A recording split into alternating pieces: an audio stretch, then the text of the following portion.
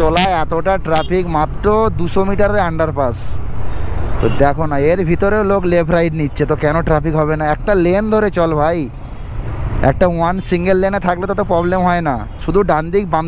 অটোওয়ালা সব জায়গায় এরকমই, যেখানে চাইবে সেখানে ঢুকে মাথাটা একবার ঢুকিয়ে দিতে পারলেই হলো। তারপর যা, এবার তুই কী করে যাবি?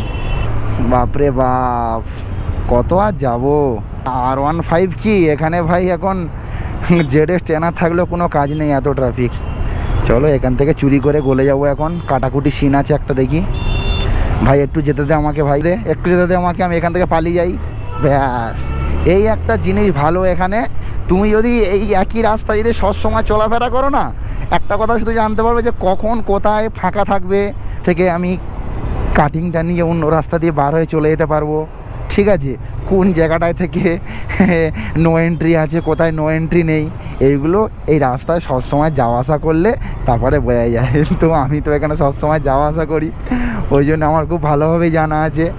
চলো ভাই, ট্রাফিকের মধ্যে এখন এরকমই করি আমরা।